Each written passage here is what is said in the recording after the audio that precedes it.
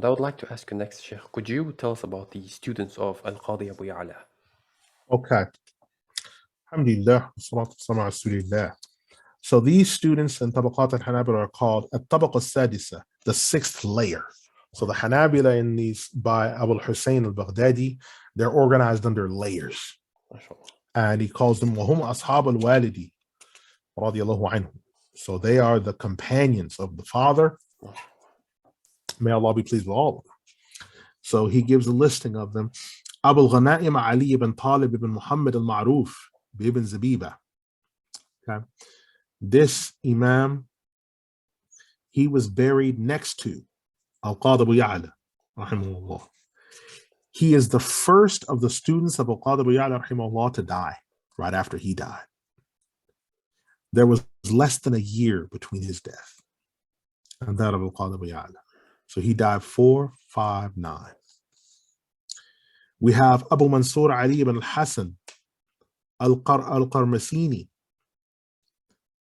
He was the one who dictated and wrote the notes and scribed the notes from the book Al-Khilaf and Al-Madhahib. He also wrote the hadith.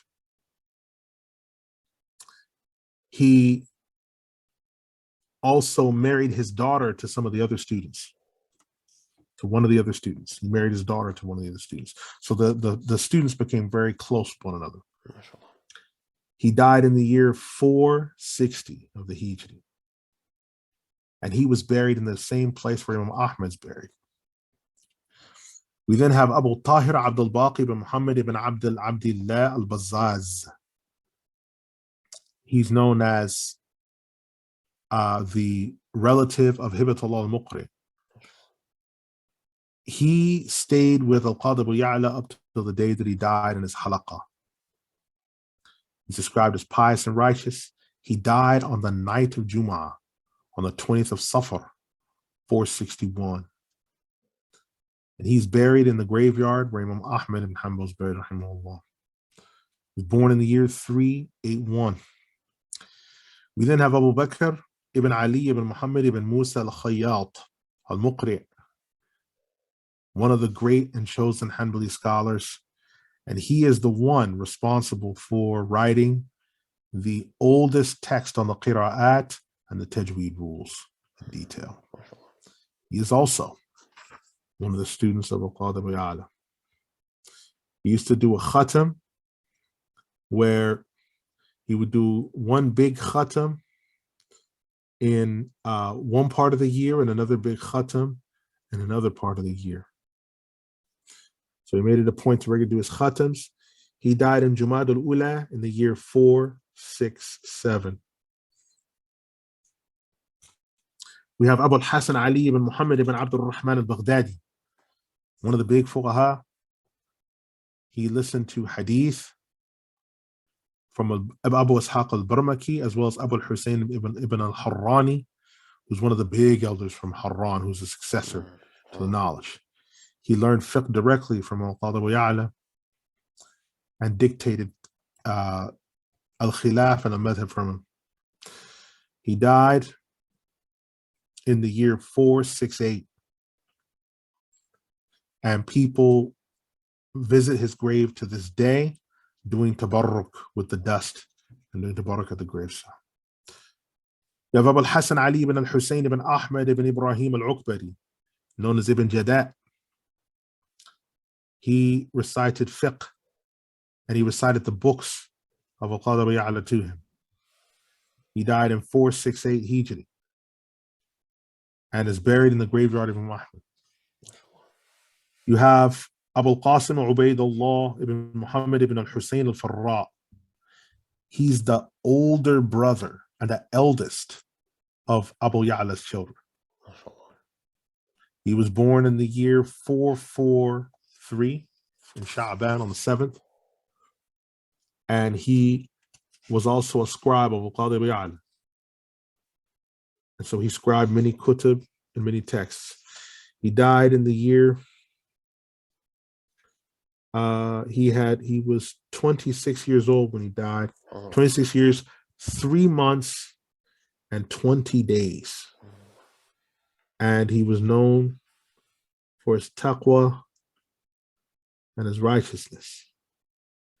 And he used to lead Salat al-Tarawih in the main masjid of Al-Qadi Abu Ya, the elder. He traveled to Wasit, Al-Basra, Al-Kufa, Akbara, Al-Mosul, Arabiya, many different locations. And he died on the way to Mecca. He died on the way to Mecca.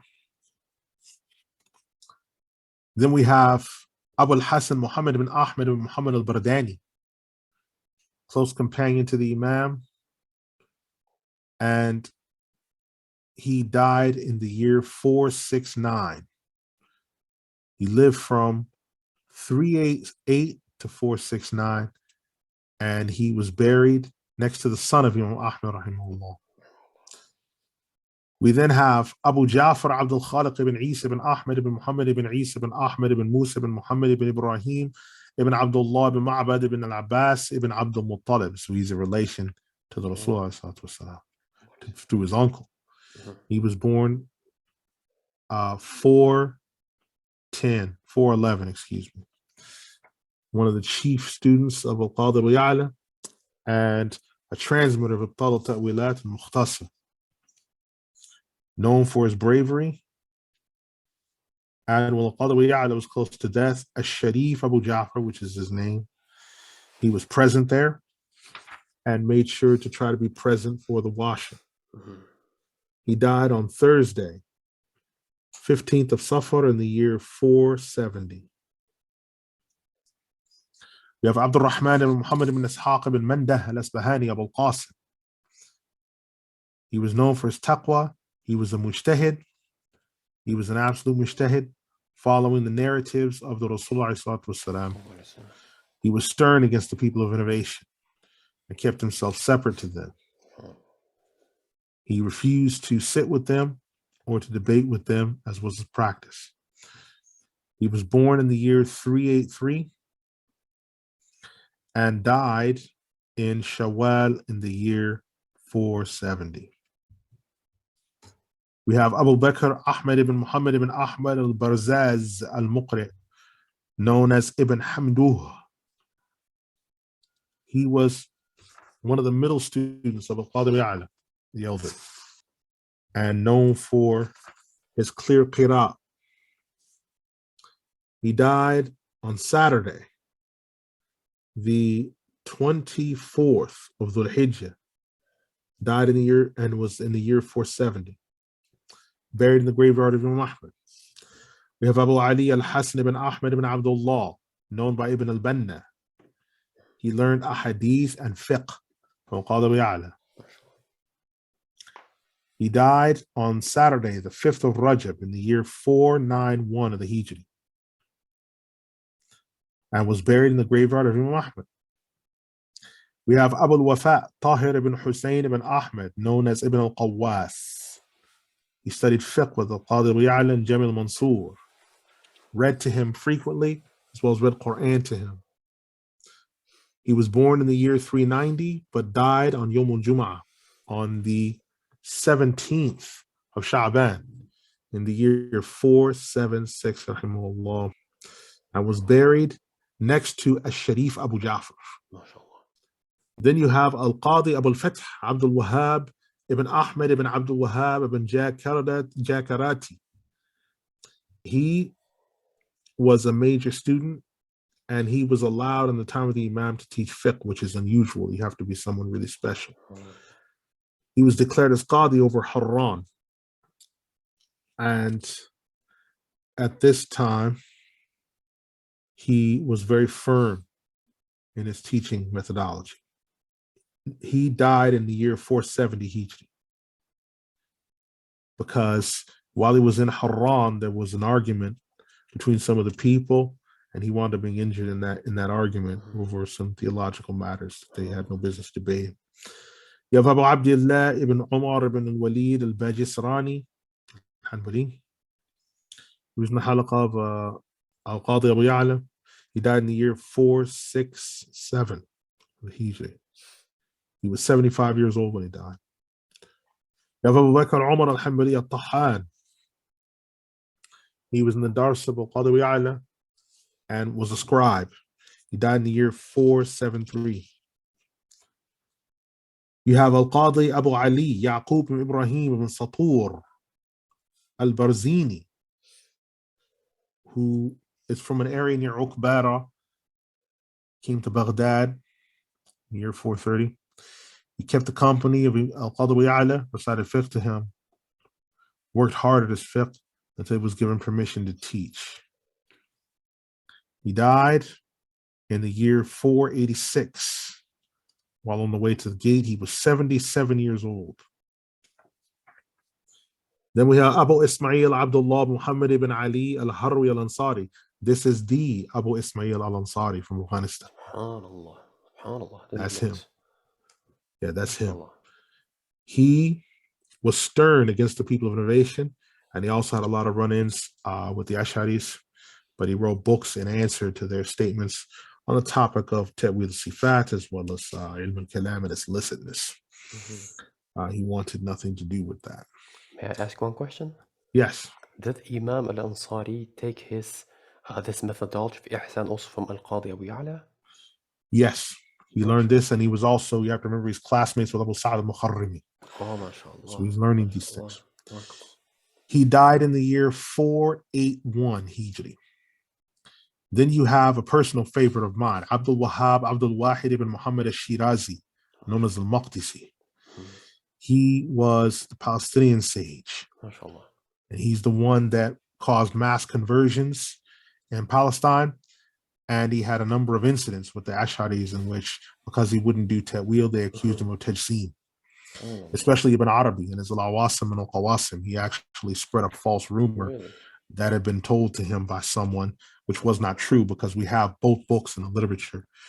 This was baseless. It's one of the few times you have a ghalat against Ibn Arabi. It is said as well by many witnesses that he had met Al-Khidr alayhi salam. He died in the year 406 of the Hijri. Then you have Abu al-Hasan Ali ibn Amr ibn Ali al-Harrani al-Hanbali. He was with him, and he died in the year 488. And he was from Harran, Iran. Harran's given us some fantastic scholars. Often we tend to think about Taqid and Taymiyyah Mujaddid, but there are some real heavy people that have come out of there, like Ibn Hamdan and this scholar. Then we have another favorite of mine, Abu Muhammad Rizqullah ibn Abdul Wahhab ibn Abdul Aziz ibn Harith ibn Asad al-Tamimi. He's one of the students of Al-Qadi Abu Ya, one of his successors. It was said once to me that he was Ash'ari, but I don't know how this is the case. He's a successor of this big elder. Right. And he sat in the gathering of his father and was given permission to pass fatwa in the year 450 Hijri. He sat with Al-Qadi Abu Ya on a number of occasions and was known for his taqwa. He was born in the year 400, died in the year 488 on the 15th of Jumad al-Ula. We have Abu Ishaq Ibrahim al-Khazzaz, worshipper, pious man, scholar, teacher, saint. He died on Saturday, on the 9th of Rabi al-Akhir in the year 489. We have Abu Ya'la ibn al-Kayyal, pious man. He sat with Al-Qadi Abu Ya for a number of years, and he memorized many different texts. We don't have a date listed for his death. We have Abu Hasan Ali ibn al-Mubarak al-Nahri. He was born near Al-Karkh, near the river. That's why it's called Nahri, because Nahr is river. He studied fiqh with Al-Qadi Abu Ya in his lifetime, and then he studied with his son thereafter. He died in Dhul Qa'dah in the year 483. We then have Abu Muhammad Abdullah ibn Jabir ibn Yasin Khali. He studied a lot and heard a lot about hadith from Al-Qadi Abu Ya. He was a scribe. He scribed al-madhahib and al-khilaf. He also taught a lot of people. He was born in the year 419, died on a Wednesday, on the 20th of Shawwal, 493. And he was buried near the grave of Imam Ahmad. We then have Abu Abdullah Muhammad ibn al-Hasan al-Saradani, who was there and learned zuhud from the Imam as well as fiqh and other things. He died on Sunday, the 14th of Jumad al-Ula, in the year 494. We then have Abu al-Hasan ibn Zafar al-Ukbari, who listened to his dars, learned from him, and he used to fast every other day, and he did this for 75 years. He died in the year 409 Hijri.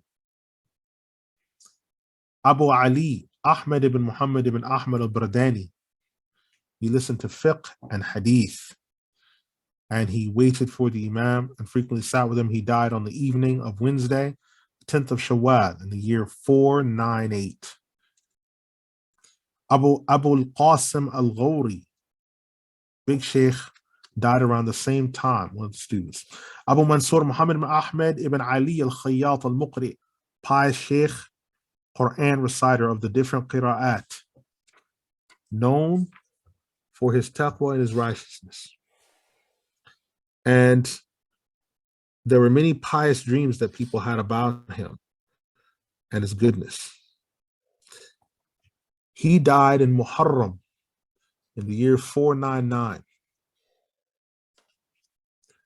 Then we have Abu Bakr Ahmed ibn Ali ibn Ahmed al-Ulfi from the famous Ulfi family. Now, the famous Ulfi family, there was the same Ulfi, not this one, but from the Ulfi clan, who, when Muwaqqidin Qudam rahimahullah, the Imam, wrote his Rawdat al-Nadir, he sent him a letter that some of the chapters in there were too close to philosophy, so those opening chapters were dropped. And so in some manuscripts of the Rawdah, they're not in there. They weren't philosophy, but he just said they were too superfluous. And so he dropped them. So in some manuscripts, he dropped them. But Abdul Qadir al-Badran, he put them in his own sharh. He doesn't think it's a sharh, but it's a sharh. He's really humble. But he put it back in and said, I've put it here so we can analyze the historical significance on this and why the discussion happened. And this Imam, was he the successor to Abdul Qadir al-Jilani? One of them. All right.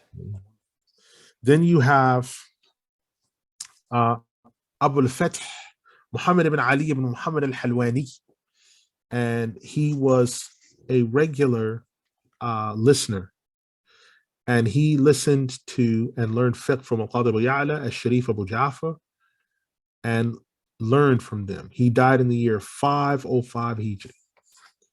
You have Ja'far ibn al-Hasan al-Muqri, Ad-Darzabajani, big worshipper, shared company with him, and also learned from his other student, Al-Sharif Abu Ja'far.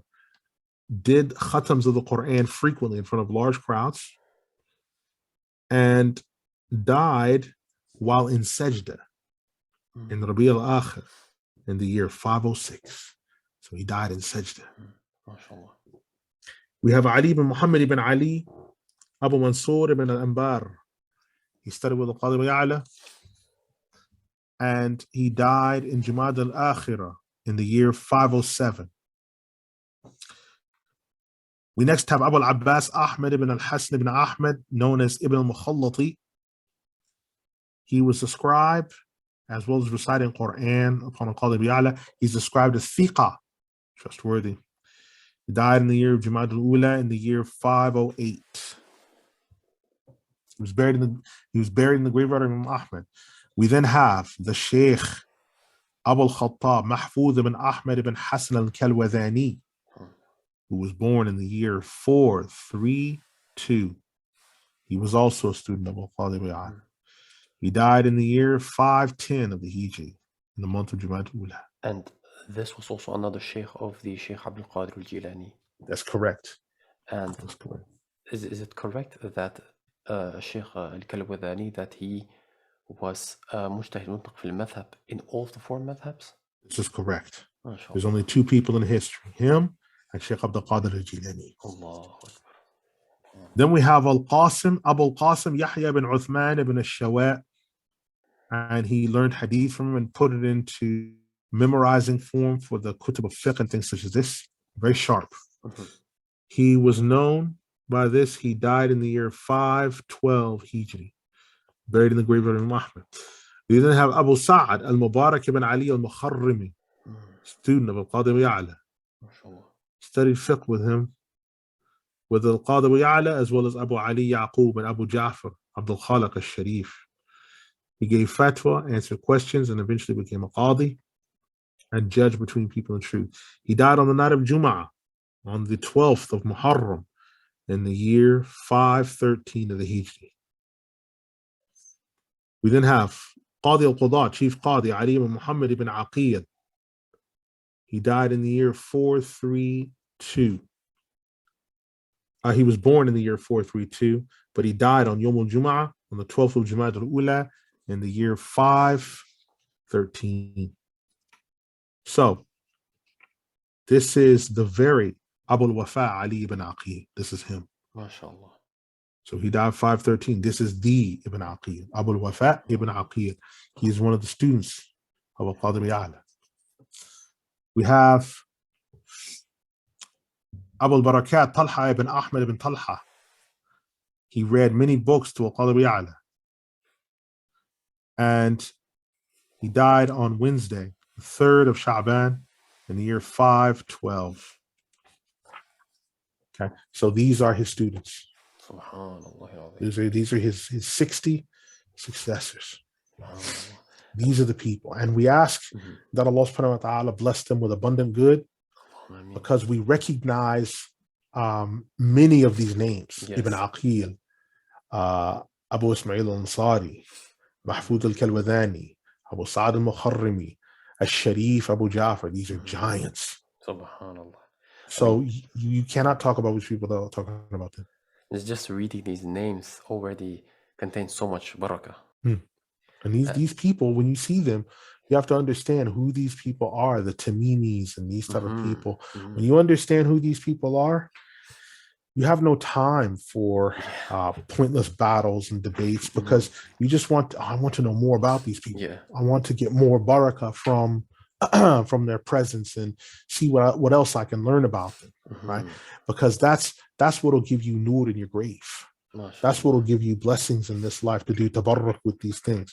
There's no way to do tabarruk with la'na, or takfir, or tabdi', or tafsiq. You can't. You're busying yourself in battle, and it's the type of battle that bears no fruit. But these students were towering figures, because these people spread out either in Baghdad, or in the case of others, they spread to Palestine. They spread to the rest of Sham. They went to other places. So it's like the fruit that he laid down is huge. He's the father of all those scholars in that time. And it's trickled down to this time of ours. So these students, they're all successors. And this means that it is not just fiqh, but also the i'tiqad and the ihsan aspect as well, right? Yes, because they're scribes. Right. They're scribes and transmitters. So these people, like, that's why sometimes I'm reading, okay, so-and-so was a scribe. So he's not just a successor in that sense, but he's also writing the books and transmitting. Yes. So there's those among them who they transmit the books because they're successors. They transmit the books in the ilm, but then there's also those who are scribes. Right. So they're writing down his words. So they're not just transmitting, but they're also writing down his words. And also, hey, listen, when you said this, okay, wait a minute, hold on. Could this word also be used in person? Yes. So when you look at the manuscript, like I have a printed copy of Al-Jami' al-Saghir. And you can see on the manuscripts, because they usually include sample pages, manuscripts, you can see who the scribe is that's transmitted and how it's reached us, right? And so when you look at that, how these books have reached us, how they've been scribed, how they've been transmitted, there's an entire world of respect that's due to these people. But you have to render the respect to the scholars to be able to know about individual scholars, the respect that they owe. So you have to have a general, healthy respect for all scholars of rank before you can start to say, I prefer this one, or I really like this one. You first of all have to have love for all of them. Yes. And then you have your preferences, obviously. Yes, absolutely. And We can say that all of them were marja people, right? Yes, these were all Marja people that spread. Now it's also important to remember not all Marja people write books, right? All right, yeah. Because they're kept busy. So in the case, like for example, Abdullah bin Khalaf al-Dahiyan, he didn't have time Subhanallah. because it's mentioned in the biographical notes that he was kept so busy solving the needs and issues of the people, he didn't have time. Allah. So what he did is, because normally what the Marja people do is they produce a fiqh book or a commentary or a hashia or something like that to deal with new issues or building on top of something. He didn't have time. He had like a masail al-fiqhiyah where he answered like about under 5 abwab. That's all he could do because he was kept so busy with dealing with the people's needs and what about this and what about that. That's why he wound up getting Imam Abdul Qadir Badran involved, rahimahullah, because it was like it's getting on top of him. He's like, listen, I've been asked these questions repeatedly. Wow. What do I do about this? You know, I'm looking at this answer and I'm looking to give this answer because this is the answer that I know. However, I'd also like to hear from you on this topic. And does Shaykh Al-Dahyan have a hashia? Dahyan has a Masail al-Fiqhiyah, which is, it's like something he's done an ikhtisar of the Daliyah. Okay. In a sense. Whereas Dawayan, Ibrahim Dawayan, he's the one with the hashia on the roll the murba. But Dawayan and Dahayan, they sound similar. One's with had, one's like wow. But yeah, they're both from kind of a similar place because Dahayan is from the Kuwait, but his origins are the Najd, whereas Ibn Dawayan is the Bukayriyah, which is Iraq. Which is kind of near the Najd, but when the Al Saud family took over, Bukayriyah was included within Arabia, but actually traditionally it's usually Iraq. Right. Subhanallah. And what I wanted to ask you is, since you were telling us about these students, this means that the Imam himself, Al-Qadi Abu Ya, and these successors, they were all mujtahidun al-mutlaqun fil madhab. With the exception of those who were mentioned as not being that, because there were some that were mentioned, oh, so-and-so's a faqih. So if it was like specified, but other than that, yes. But those other than those that were specified as just being this particular thing. And what I just want to ask you as well is, Al-Qadi Abu Ya, he was teaching fiqh at the time. So when we look at him today, is he mu'tamad in fiqh? Some of his books are. And because you also have to understand, Al-Qadi Abu Ya, when I mentioned how many fiqh books he wrote, there's a curriculum of understanding what his final ruling was as well. Right. Because he wrote a curriculum, which his fiqh curriculum, although it wasn't as voluminous as Imam Muwaffaq al-Qudama, he wrote more books in fiqh than Muwaffaq al-Qudama. But they weren't as voluminous. So you have to be able to read those books. Now, Hanbali Faqih recently, and it's the copy that I have of Al-Jami' al-Saghir, where he isolates like all the books. So he's made Al-Jami' al-Saghir as like an interlinear text. So where they disagree, he'll have like 3 columns. And then like the final rules, so he'll have like Al-Jami' al-Saghir, Al-Riwayatain, Al-Khilaf, and then he'll have like final ruling. So then you know, because there's a way that you read his books to get his final ruling. Just like Imam Muwaffaq al-Qudama, it's like you to establish like his final ruling, you wouldn't quote like Al-Muqni', you would quote like Al-Kafi. That's like his final statement, because that's his final book. That's his final say in fiqh, right?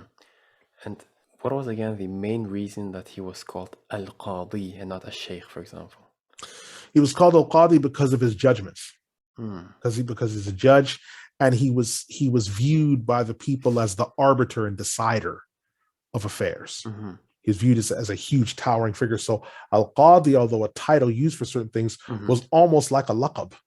It became almost a laqab for him. Right. And was he a Shaykh al-Islam? Yes, he was one of them for his time. Okay, and this means he had mastery of all of the ulum al-Shar'iyyah. Yes. And that's why when people said, well, how can he quote Wahin and Da'if Jiddan? It's like, read the introduction of Al-Talab Ta'wilat, and you'll understand why he did that. He did it on purpose because he's responding to a particular discussion, and he's having to cite, in order to answer that, you have to cite your opponent's points. It's like, listen, he cited this, and he cited this. And you have to understand the placement and use of a hadith in certain circumstances. And you have to understand why that's the case. SubhanAllah. And was he actually declared a Mujaddid during his lifetime? It looks like the people that were after his era recognized him for who he was. SubhanAllah. Because and this is not unusual, because sometimes it's after the dust is cleared on someone that it realizes, oh, subhanallah, this person did this. Sometimes, usually in their lifetime, but sometimes it'd be after, like Imam al-Ghazali. Like it was after, even though he wrote Ihya Ulum ad-Din, it was like after that it's understood that this person, look at all of what they revived. Because when it's happening real time, you don't always realize it. Yes. Sometimes it takes for the dust to clear to understand, oh, subhanAllah. When you actually look at their written legacy, their influence, their impact, it's because when you're in the moment, it's hard to see it. It's hard to see it when you're in the moment. And I think this was a similar case with the Imam al-Buti, right? Yes, and it was after his time that Al-Azhar, they recalled their classes, and which is something that very rarely is done. They recalled their classes, and they actually sat down and had a formal discussion about him and his representation and what he represents to the Ummah. And they pretty much made reference to him as like the Ghazali of this time, which is a huge thing. Right? And just stressing on this one point of somebody being declared a Mujaddid cannot have a false theology, right?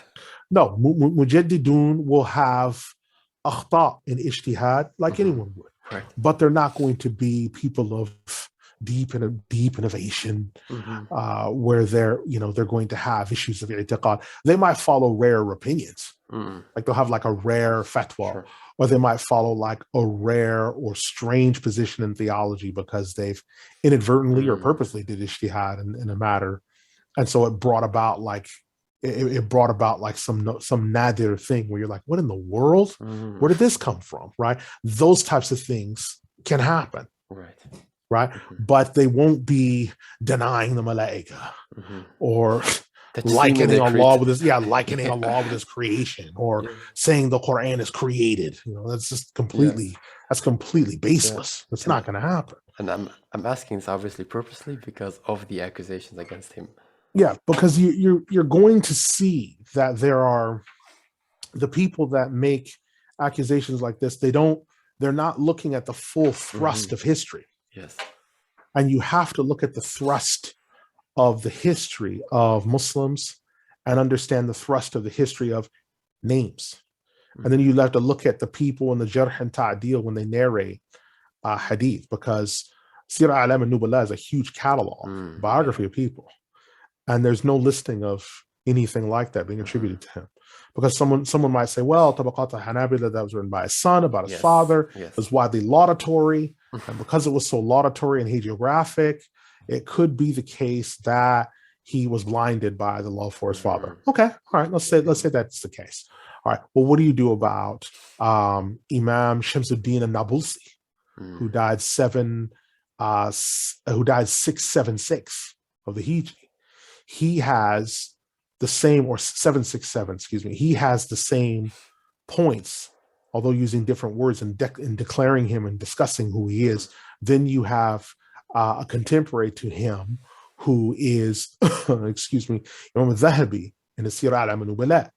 But then you have someone who also had a strange point in Akhbar al-Sifat, Imam Ibn Jawzi rahimahullah. And he said, now this is the interesting part. You have what was in Defa Shubha Tashbih. Go look at what's in his Muntazim. That's completely different of what he discusses Al-Qadi Abu Ya. There's nothing in there about Al-Qadi Abu Ya and anything, oh, he's not from Ahlul Sunnah. No. Completely different. Because you have to remember, he is one of the people that Ibn Jawzi has taken from as the son of Al-Qadi Abu Ya. And Al-Qadi Abu Ya, he dies 458. Imam Jawzi rahimahullah is not too far away from the era of Al-Qadi Abu Ya Al-Baghdadi. Yeah, He's not that far from that era. So for him to be seriously off in theology or deeply deviated would be something that would be widely known, especially when his shadow is still being felt. That would be something that's known. And then you also have the whole thing we discussed before with the i'tiqad al-Qadiri and how his endorsement of it. And he did a little, like some little ta'liqat, some little notes on it. So it's like, okay, well, what do you do with that? Well, there's nothing you can do with it, except to say, this is history. We have to accept it. And I find it interesting because Imam al-Dhahabi, his opening statement on Al-Qadi Abu Ya'la is Al-Imam al-Allama Shaykh al-Hanabila.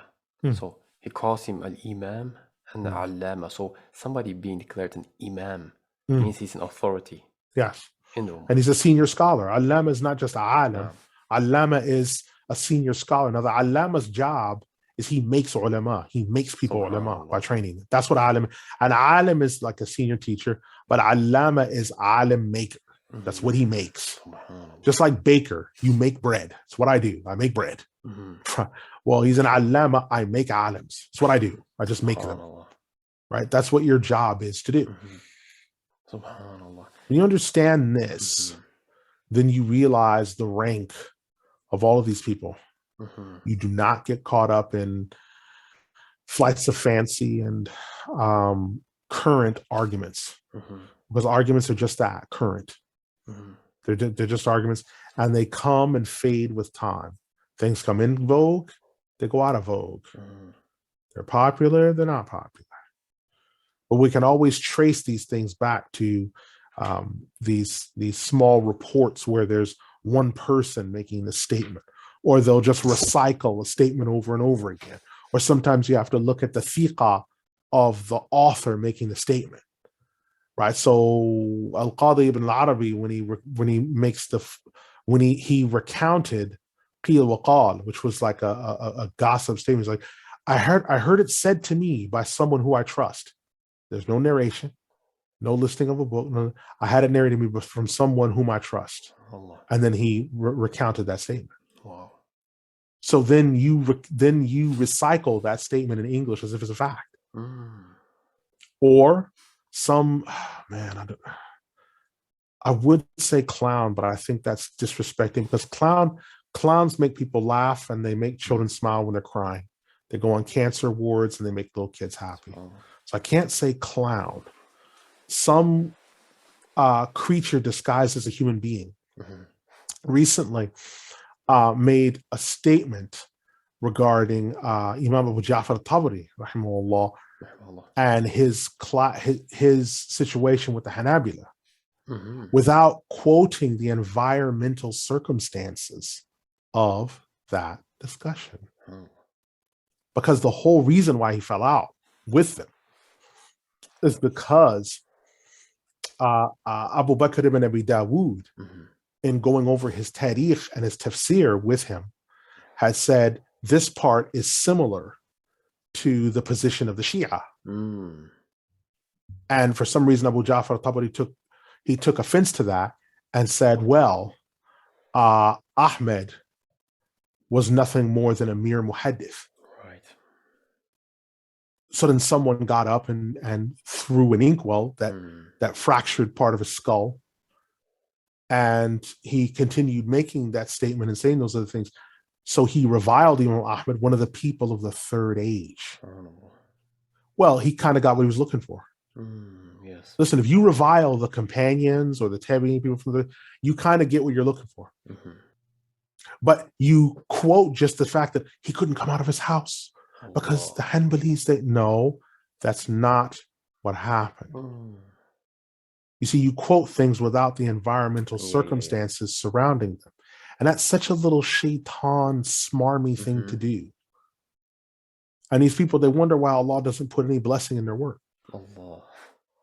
They wonder why they don't. You don't have to be a Nazi to quote Hitler correctly. And you don't have to be an Ash'ari to quote Ash'aris correctly. You don't have to belong to the first three generations, you should, but you have to quote them correctly.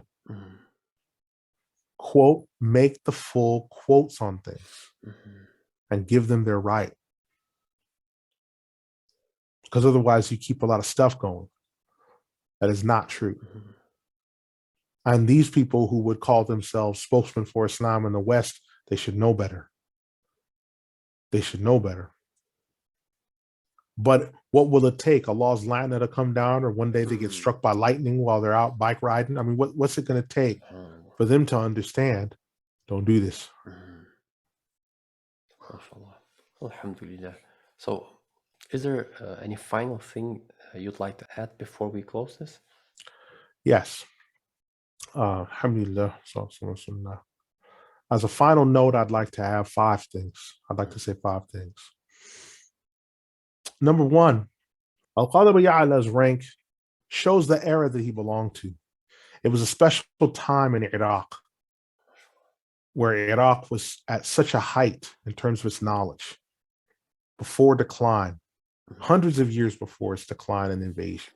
Tremendous scholars at this time, people that left behind a legacy for us to follow, that we can see again and again and again and again. We should make dua and try to seek barakah from these imams and try to be in their company for the day of resurrection by asking Allah for such. Number 2, when you look at these types of things, you follow authorities, because every field of study has authorities.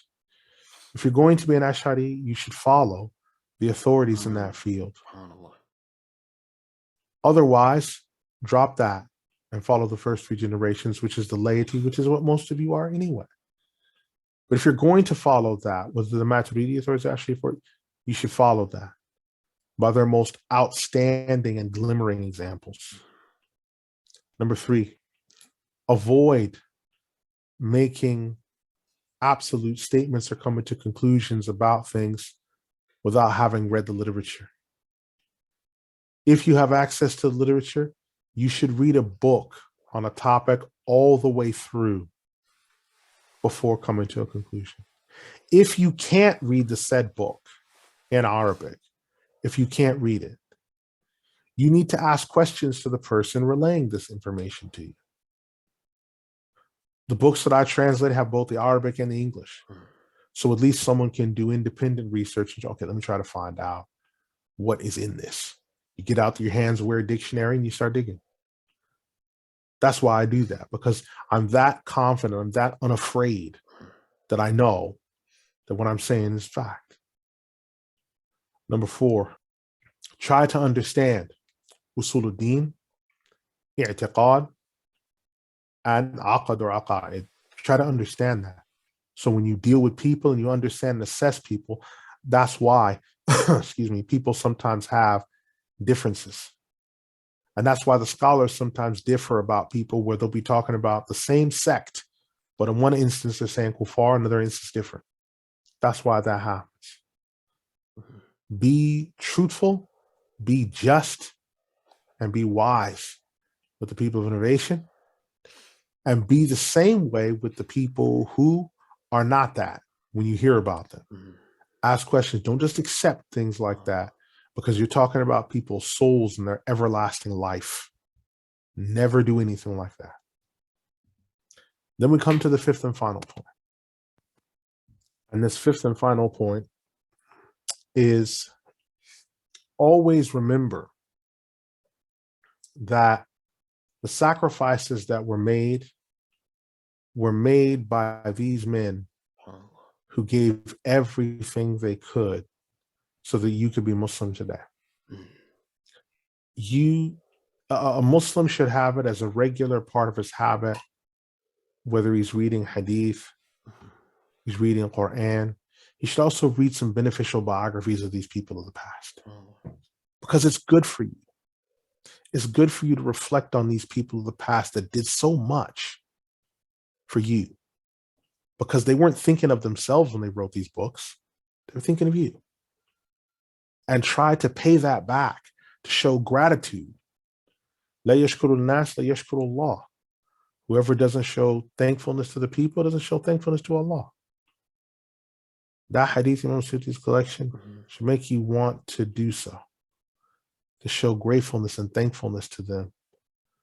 And the best way you can do that is by acting by their standard, taking from where they took, being guided by how they were guided, guarding your tongue from their honor, and protecting yourself from the day when there is no shade but the shade of Allah. سبحانك اللهم وبحمدك أشهد أن لا إله إلا أنت أستغفرك وأتوب إليك إنه غفور رحيم حميد رحيمين ولا إله إلا الله والسلام عليكم. وعليكم السلام ورحمة الله وبركاته.